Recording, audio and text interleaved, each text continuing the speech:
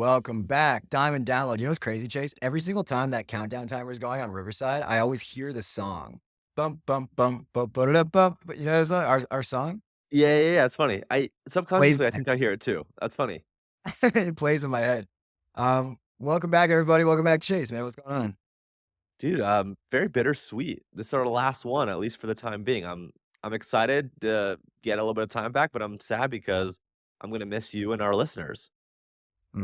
Yeah. It doesn't sound like a lot of time. Like 40 minutes a week is like, or 40 minutes it's really a month because we only do like 2 episodes a month. But no, I think here's okay. So for everybody, we talked about this for a while.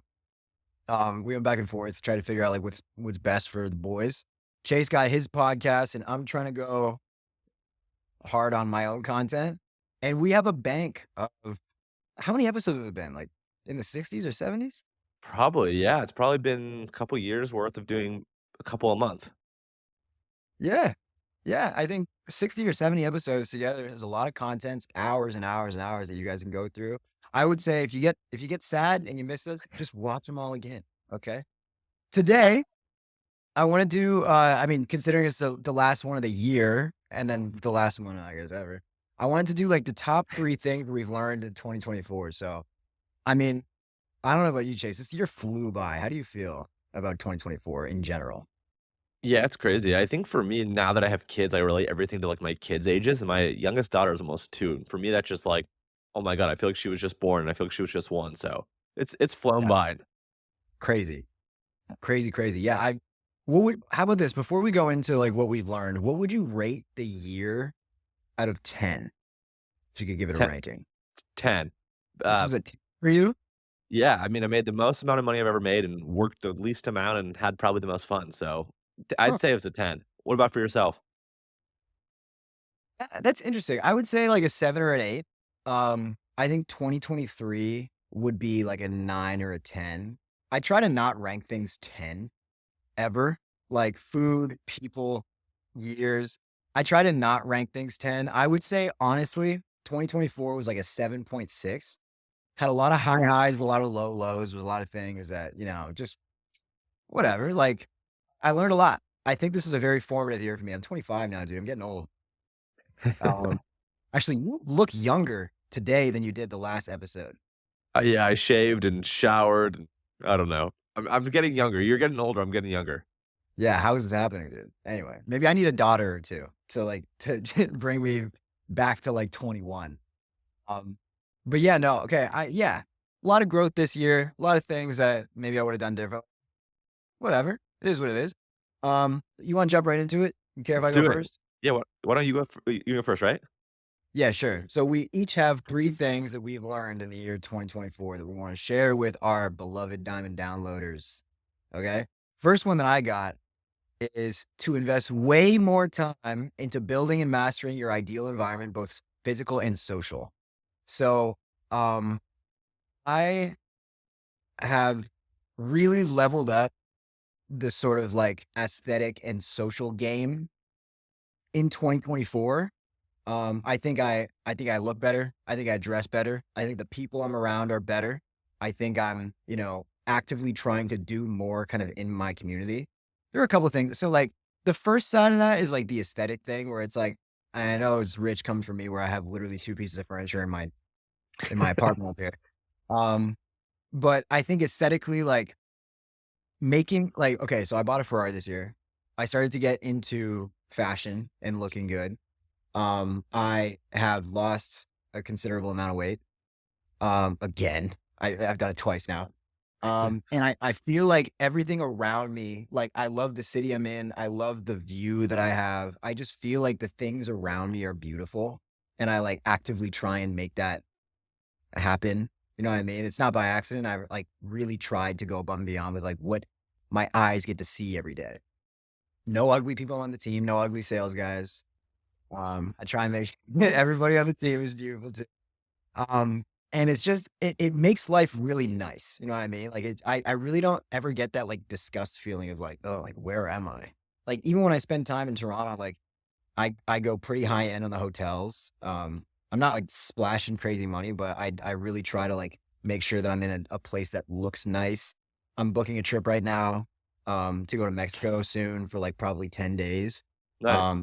Like, I'm sparing no expense on the villa that I wanna get because I wanna shoot content in it. I wanna just wake up and feel, "Wow, this is amazing." So that's the one thing. The second thing, the sort of, like, social environment, I have made a lot of connections this year, met a lot of people, done a lot of cool things, and I'm sort of, like, taking all of this, like, I guess, potential that I have this year, and in 2025, I kinda wanna make, like, a real name for myself, like, in the city. Like, there's a lot of stuff that I wanna do to sort of become, like, "Oh, that's that, the guy that does this thing or throws these parties or hosts these events," or, like, That's cool. whatever. I really do wanna, like, start to build up Mason in Miami, and, like I said, between all the connections that I've made this year and, like, the things I've learned about, like, what is doable, and how people like to go to events and stuff like that, like, I really wanna sort of start to build that up, and I think, like, that's something that most people kind of are in the passenger seat of, where people, you know, are in the environment that they're in because, like, they're in apartment that they can afford, and they drive the car that they can afford, and they kinda they go to work, and then they go to the gym that is just, like, closest to their house. It's like they don't really think about, like, how to sort of, like, build their entire space that they take up, Yeah. both, social and physical, and that's one thing I've been very conscious of this year. Dude, I love the part about just being known for something, right? Like, I don't know if you just get a cardinal at your crib and you throw something once a month where people come play cards or something, and I don't know, right? It's the whole new Molly's Game. You see that movie, Molly's Game? Perfect. I know what you're talking about. Yeah, like, I don't know. I think doing something, right, that, like, whether it's a restaurant that you partner with and you throw some kind of really cool event that maybe it's a fundraiser for something that you're really passionate about, and once a month, once a quarter, a couple times a year, you get like the coolest people together to just raise money for something that you're really passionate about, right? And then your identity and the identity of whatever you're passionate about kind of form this life. I don't know. I think that's really cool. I don't know what that is for you, but I don't know if it's cars and coffee that you host in Miami or whatever it might be. I think there's something cool you could do for sure. Yeah, I think it's also kind of inspired by the conversation we had last week where we were talking about Basel Yeah. and, the cool stuff that people are doing, and, like, I'm assuming it will probably be, like, we find an event space and just kinda throw parties, just, like, private little, cool high-end parties, because we want females there too, Chase. I'm not playing poker with a bunch of the boys, you know what I mean? Like, I would love to have some women there.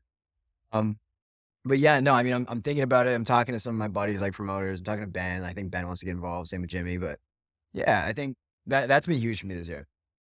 Sick. I love that one. The one that I was thinking about for me was the cost of inconvenience is really expensive.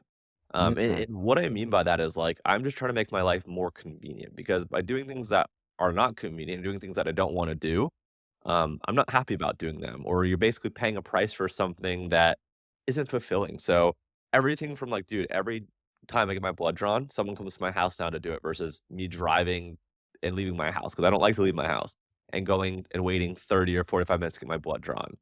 I didn't realize I was going to the dentist every 3 months. I didn't realize they had me on a quarterly plan. I've now switched that to, uh, you know, one time every 4 months, right? And even just something simple like that, I go to the dentist now one less time per year, but my teeth still stay really healthy and clean. So I'm just thinking about like all the little things and even the big things I don't like to do. I don't like to cook, right? I don't really like to do dishes. I don't like to do a lot of these things. So it's like I just told my wife, like, we're just DoorDash people or we're just Uber Eats people. Like that's just who we are. Like every day, every night, whatever it is, like I just want to wake up and whatever we're feeling like, we're gonna do. We talked about the private chef thing. We realized that that's probably more inconvenient because they're in your space. You're having to figure out, groceries and tell them what to do and whatnot. Like, I just want to look at a menu and order things. So for me, I'm really leaning into the fact that I don't want to be inconvenient. I really want to be convenient. I really want to have that time, that energy, that mental capacity that I'm spending on silly things, being stressed. Just really focus on work, fitness, family, etc. So for me, that was kind of the first one that came to mind for me. Dude, 1000% agree with that. You're preaching to the choir here, man. Like, I know, listen, I know. I knew you'd like that one. I'm pissed because I got to fly commercial back to Canada when I go back on Sunday. I'm not excited for it, man. Like, I'm gonna have to like look at myself in the mirror and really question like who I am before I go. Like all kinds of stuff. One of my favorite things to spend money on is convenience. I like things that happen fast. I like things that are easy and frictionless. Like I love that. I Yep. love that. I'll always like prioritize like getting things done faster and easier. than Yeah, and like they don't have save to cost here. yeah, they don't have to cost a lot of money, right? Obviously, the private jet, that's the one that costs a lot of money, that's not one that I'm doing, that's one that obviously you really enjoy, but a lot of these things, I'm just like, I just wanna save time. Like, even for example, I was going once a month to get a prescription, like, I was driving, I don't know, 10 minutes each way to get a prescription once a month. I called the doctor, I was like, "Hey, can you just give me this on a quarterly or semi-annual basis?" And they're like, "Oh, yeah, for sure." And now I'm driving one less time to the pharmacy, right? Like, each month, I'm driving once a quarter. So just silly small things like that, they don't sound that big, but like when you save one trip each month and you save one less doctor visit each time and you save one less dentist visit, like in the aggregate, you're saving a lot of time. So it's really interesting. 100%. And it's just like the mental effort of like, Yes. I want to do this. It kind of feels like a flex. Like it feels good to have stuff brought to you, like DoorDash, Uber Eats. Like, no, don't get me started.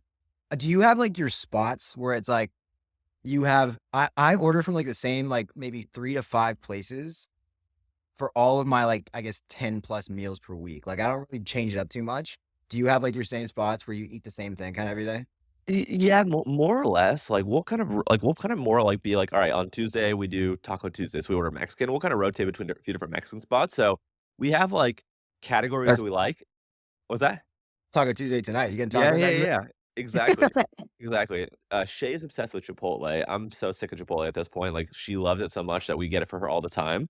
But we have, like, certain days where, like, we'll do Mediterranean and we pick from a couple spots. So, we have a lot of different I think we probably order from 15 or 20 spots depending on the day, depending on what menu we've selected, whether it's American or Italian or, Mexican, whatever, etcetera.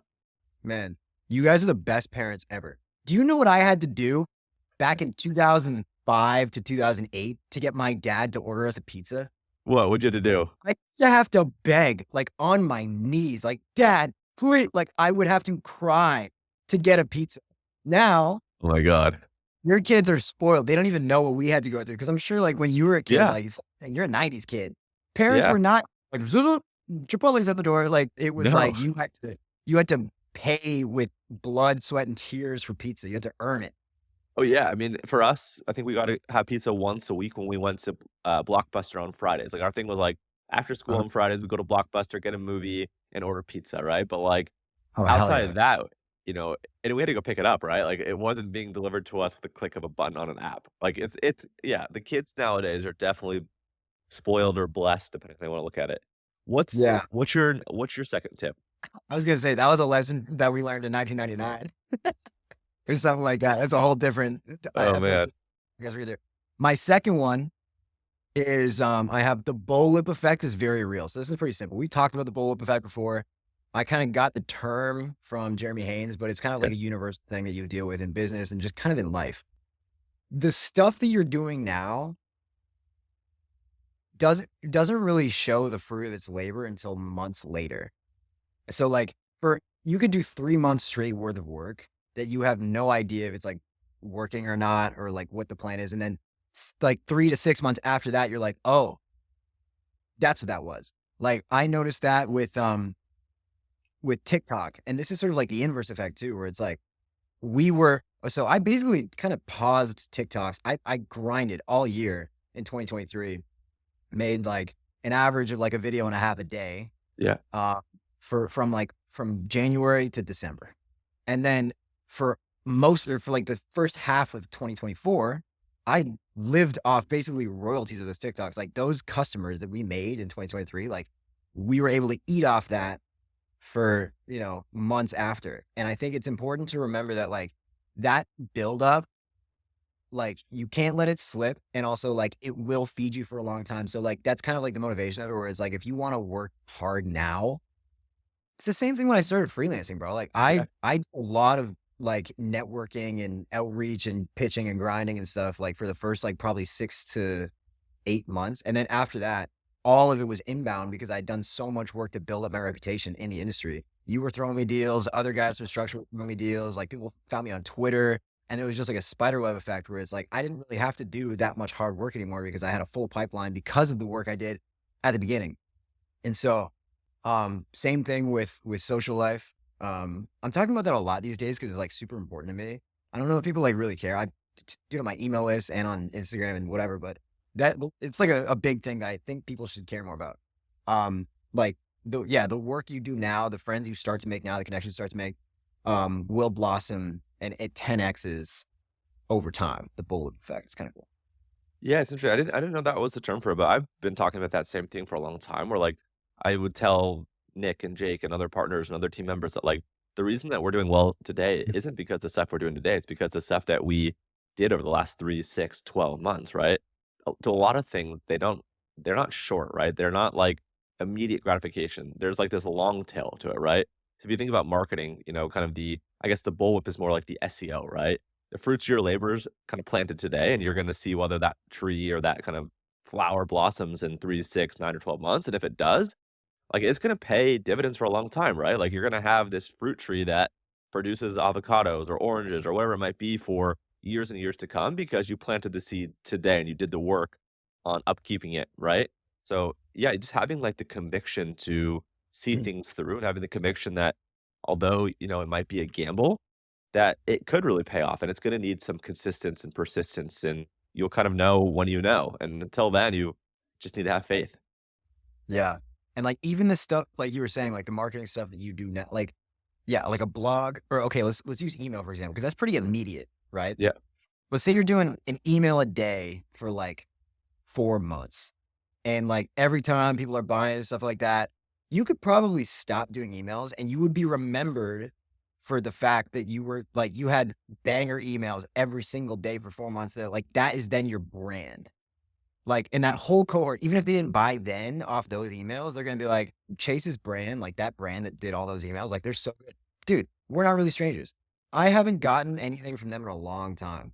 But the lasting effect that their marketing had on me from way back in the day, because they were consistently good, yeah. lasts forever. You know what I mean? It like really does sort of like brand itself in your mind. So yeah, good stuff. What about you? What's your second one? I'd say my second one is more kind of general, kind of more about life and enjoyment and whatnot, is that you need outlets, you need channels to kind of get away from the screen, get away from the noise, get away from the chaos, right? There's a lot of I feel like lately there's been a lot of toxicity on social media, in particular Twitter.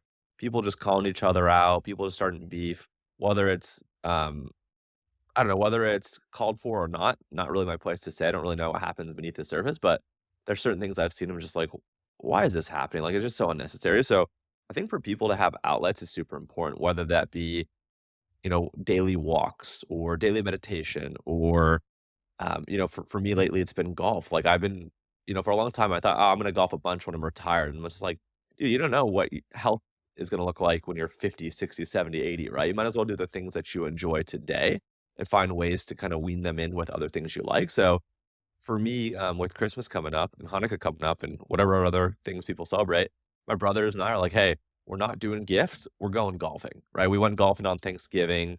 We take each other golfing for one another's birthday. That's been a really cool thing for us to be able to spend 4, 5, 6 hours just messing around and making fun of each other and being competitive and just removing ourselves from like the phones and the device. And it sounds crazy, but like they have more control and power over us than we think. Like just having that separation is so important. I went golfing I think on Sunday, yeah, a couple days ago, and I hadn't touched my phone from 8 AM when I got to the driving range till 3 PM when I got home, and I felt great, man. It felt so nice to just disconnect and be out there with some buddies and hang out.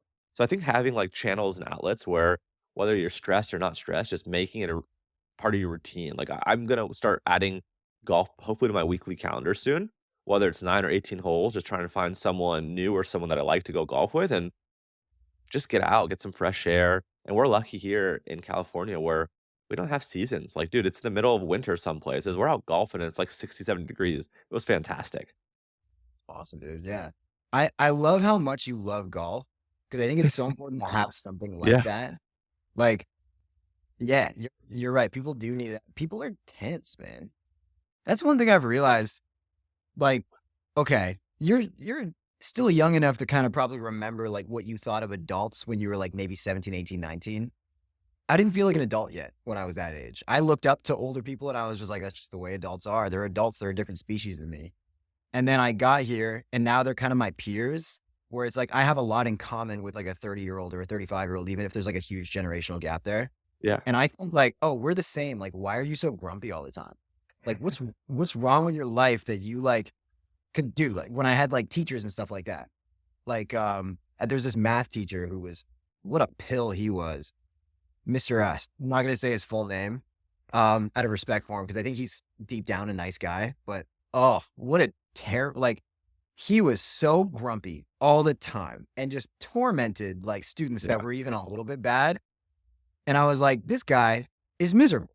And it's like, it used to be like, oh, well, he's just an adult. But it's like, if I knew someone like that now, I'd be like, how do you live? Like, how do you exist like that? I think like so few people really have that like balance and like a life that they enjoy because they have work that they enjoy, people around that they're like, whether it's family or friends, and like a hobby like you have, which is golf, to like really kind of keep them just like normal in their yeah, brains. You know, I feel like a lot of people just like it's crazy how people just lose it at a certain age because they don't have that. yeah, yeah, it's so important, right? Like, I've noticed, like, yeah, you know, you have to be aware of when you're happy and what gives you energy and what doesn't, and, you know, if you're fortunate enough to understand and realize those things, and you can make it a priority, just shift around the schedule and the priorities and the things that, you know, take energy from you and kind of bring you down, just try to do less of that and try to do more of the other things. Easier said than done, I know, but, So what's yeah, so what's your 3rd one? I've got my 3rd one coming up right after. This has been fun. yeah, you enjoy this? Yeah, I wanna hear your I 3rd one. I wanted to add to yours because I think that's such a Yeah, hit solid me. point. Um, I think I think I tweeted this. For you to create a life that you really love, which we are both so fortunate to have, it takes so much work. And this is kinda like tying in what you just said and then the bullwhip effect, where it's like a lot of people think that it's like it's just, getting a little bit in shape, like dropping 10 pounds and, maybe, spending a little bit more time outside and like, maybe change your career. Like, dude, it's a lot. It's a lot of work for people to really, really change from like being deeply unhappy to like being deeply fulfilled.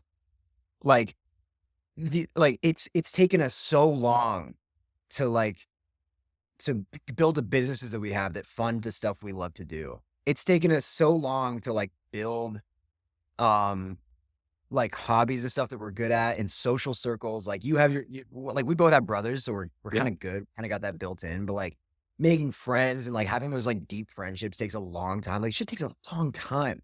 yeah, And like I think people underestimate how easy it is. They think about it, they're like, I could do it, and then they kind of just never do anything. But no, man, like if someone's like really unhappy right now, I think it's a it's gonna take like 2, 3 years for you to fix everything. But I'm telling you, especially if you're like under 40, like that's the majority of your life that will be better if you are able to go through and just like change small things and like go yeah. and you build yourself up so you can not be unhappy. Like that sucks. I can't imagine living like that. I like it. Yeah, agreed. 100%. Okay. Solid. Okay, last one for me is a short one. My dad used to say this to me all the time. And it was never really relevant because I was a child. My dad had all these fired little tidbits when I was a kid that I like never really like heeded. But this one is he used to say trust but verify. And it was always like when like kids my age would tell me stuff where it's like, did you know that the moon actually has like arms and legs or some shit like that? I'd tell my dad that. I'd be like, Dad, you know the moon has arms and legs? And he's like, not a and then he would tell me like trust but verify. And I mean, dude, like we've grown up, in terms of the business, like a lot. Like we started the year with like I think 6 people, and now we have 20, Wow. like new coaches and sales guys and stuff like that. Um, a lot of friendships and like little relationships and stuff that I've kind of been through where I've just realized that like most people in general are liars, not because they're inherently bad, but because they're ashamed and they always feel the need to like save their own ass. Um, like I've had a lot of like, I guess employees or contractors, whatever, like just like not hold up their end of the bargain and like make me look bad and make everyone else look bad, like everyone else on the team and the customers too. And like, it's just like, I used to just be like a very like trusting person. Like, and I used to like that about myself where it's like, anytime someone said something, I was usually on their team and be like, all right, this person's being honest. I would usually just take it at face value.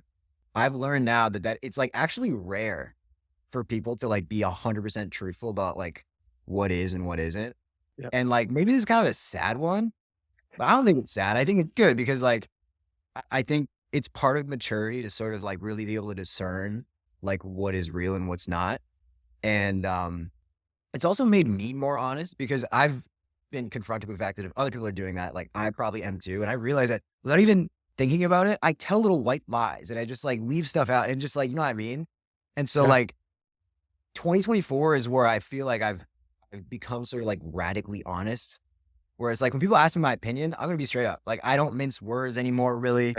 I'm gonna try and tell you in a nice way, but I'm gonna tell you what I really think because like you asked me, so I'm gonna tell you.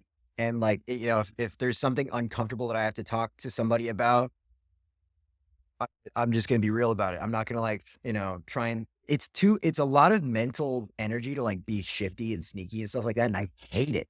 I hate it. But um, it's also taught me like the flip side, which is like most people are doing that too. And so anytime I'm dealing with an employee or a girl in my life or a friend of a friend, like my boys, I'm lucky are super, super solid. Like I know they're good, but like Yeah. mutual friends or whatever, just people I have to deal with on a day to day basis. Like I always try not to be too trusting of like what they say. And I think it's a good sort of like self defense mechanism that has actually made my life better. You'd think that like, oh, you have trust issues, like that can't be fun. It's like, no, I actually like I operate better in this mindset because I'm operating in reality, and so I've taken that with me. No, so, like, yeah, I always heard growing up, take everything with a grain of salt, right? There's a lot of truth to what people are saying, and there's probably some underlying things that aren't as factual, and I don't think people do it, like you said, intentionally. I think a lot of it happens just because it happens and someone's kind of compensating for something, so yeah, it's hard to know though on the surface, like, who and what is or isn't accurate, so I think for me, it's like, I try not to make decisions when I'm having conversations with people I've just met on the fly, because I wanna be able to take time to reflect on, well, how did that conversation make me feel? What kind of research can I do on the person? Was there anything that when they said it, my mind was like, "Hmm, I've never heard that before, that doesn't really sound true."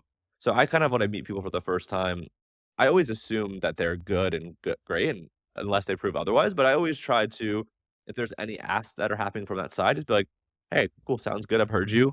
Let me get back to you," right? Just so that way, like, you have more information, you can kind of see how you feel before you commit to something. 100%. Cool. Yeah. I It's part of growing up, man. Yeah, for sure. I'd say my last one, is when you find things that are working, when you find things that you're passionate about, like, just doubling down and being all in.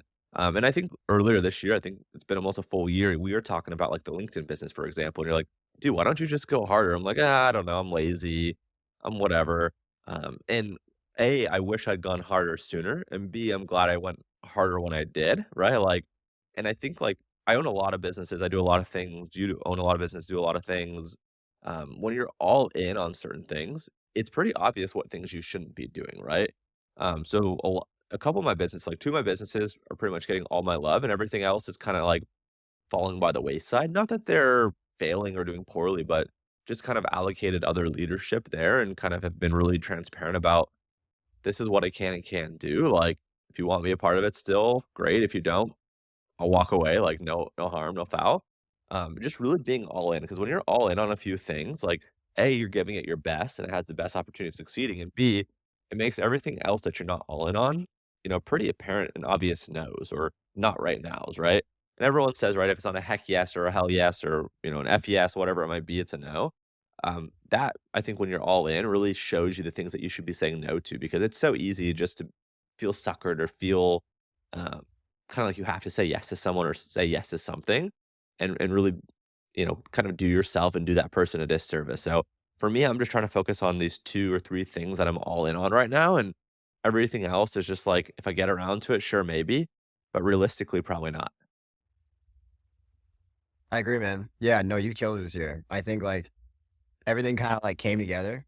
I love how your personal brand is evolving too, because like, and this is one thing. This is probably the thing that I think has made you the one of the best in the game.